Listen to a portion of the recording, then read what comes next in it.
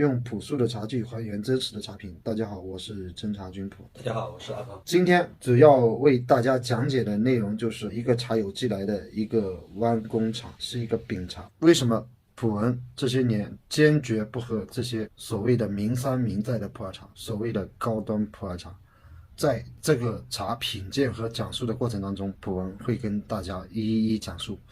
想了解这些内容的朋友，可以跟着普文的视频一步一步往下看，一定会给大家带来不同反响、很意外的结果。眼前就是一个茶友寄来的一个弯弓饼茶，大家来看一下这个条形，有白有绿绿的有点灰也有点暗，各种各样的条形。但整体来说，它的整体感觉非常好，是不是弯弓我们不知道但是通过这个干茶，我们可以了解一些信息，是不是古树，是不是丹珠，是不是百纳片区的茶，是不是勐腊的茶我们可以大致的了解一下。首先从饼茶来看，做工我们来看其实还是可以的，采摘也是比较好的一个采摘。从这个条形来看，我们基本上可以判定这个茶是一个春茶。那在饼茶阶段呢，我们要做一些如何去评判的一些方式，一个看干茶的条形，还有我们用鼻子可以闻到这个茶的茶香。来，阿鹏，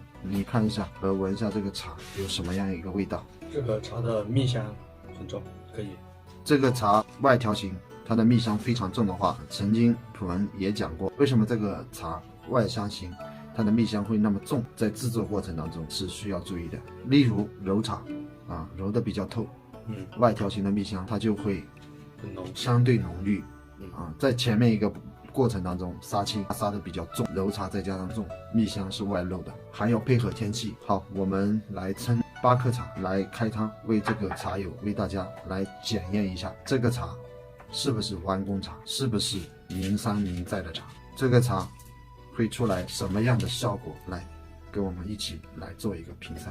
在这个茶评测之前这位茶友一直催促我们现在来开汤评测一下。开汤，饼茶的开汤，普文在前几期的节目当中也讲过，要相对来说时间要拉长一点，它毕竟是压制过的。这个汤色看过去是比较浅，这个汤色来说它是比较浅，但是它的做工来说它是比较干净，稀碎的相对来说比较少。大家看一下这个茶蜜香它就很重蜜香重。把水倒了，我们来闻一下公道杯的蜜香。这是很多茶友买茶的过程当中，很多茶商会让你去闻这个公道杯的茶香会让你闻一下，会让你体验一下这个蜜香重不重。也有很多茶商会告诉你，蜜香重的茶它一定是好茶，但是普文今天给大家打个问号，这个蜜香重只是工艺问题，不是说它茶本质的问题。原料上所有的产区的原料，它的茶多酚含量相差不会特别大，内含物质里面的相差其实没有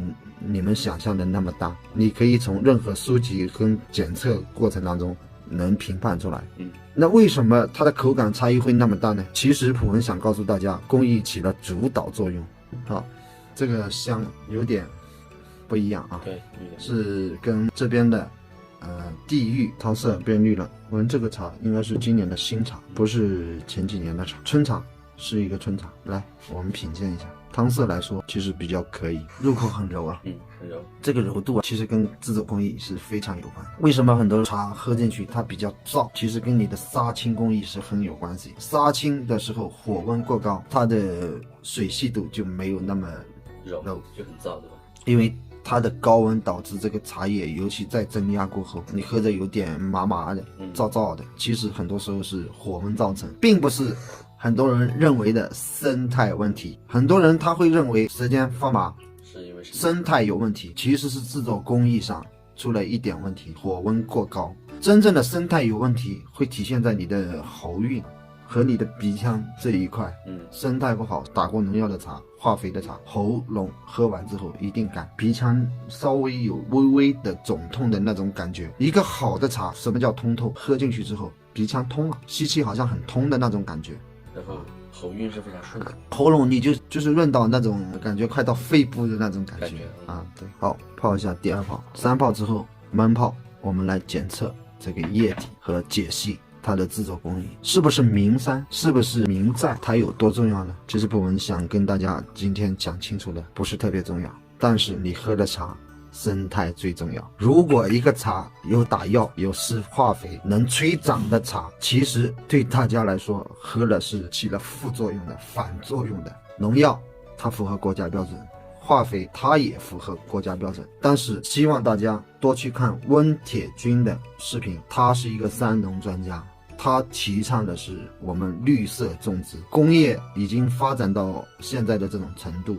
所以我们要去发展绿色农业。工业革命带来我们很大的危害，土壤破坏了，森林环境都破坏了，农作方式都破坏了。因为我们70、80年代要求吃饱饭，但是我们现在的经济基础不是那么回事了，我们要去追求绿色产品。首先对人体无害，对，不吃转基因食品，对不喝农药施肥的茶，对，做茶人非常明白。对，普文是绝对不喝嫁接种。来品鉴一下这个茶，甜度略微稍微低一点，清爽度非常好，好像有点微微的花香，纯度也可以。这是一片地的茶，新生的普洱茶茶友他会非常喜欢这种味道。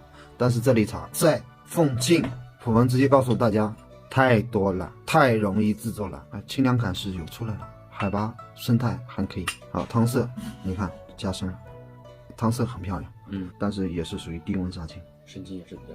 但是这类茶在普文手中太多了，凤庆随便一片生态好的茶园就出来这个味道。对，我们焖泡一下，茶气也是不错，暖胃。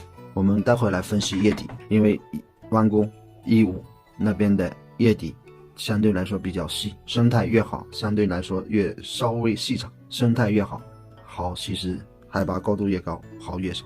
3分钟时间到，我们出汤看一下汤色深黄了。3分钟的焖泡当中，我们可以判断这个茶叶底来说有焖，叶底是发暗，有发酵。好，大家看一下这个叶底低温杀青的结果，摊凉时间不够，低温杀青的结果就是这样。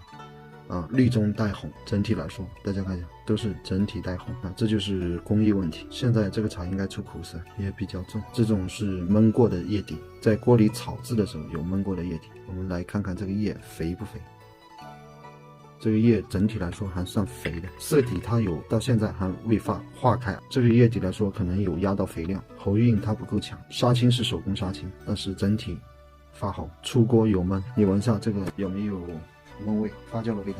有点发酵的味道，有红茶的略微的一点点味道。对，有点红茶的味道。品鉴一下，这个汤色明显就是红茶汤色，为什么那么浑？它就是因为有焖，苦，好苦吧？很苦，色也很色。这个茶我们下一个判断，这个茶树龄它不小，假设是完工的茶，它树龄它是不是特别小？有压到肥，还有你一喝色底非常重，因为色而不化。对，工艺来说是手工杀青，但是它的摊凉时间杀青之前的摊凉时间不够，叶底一捏，你一捏马上就腐了。对，是这样，所以造成了叶底青红不接。总体来说，普文想告诉这个茶友，如果是正宗弯工的茶，你像这样的茶，你3000以下是拿不下来的。如果是其他地域的茶那相对来说这个价格是偏高的。选茶和制作过程当中，像这类茶不会到1000块钱就搞定的事情。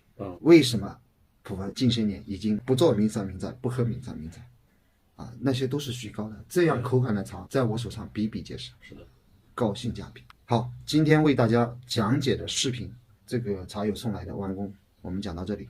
大家下期见。普文一定会为大家带来真实的茶品、真实的讲解和真实的评测。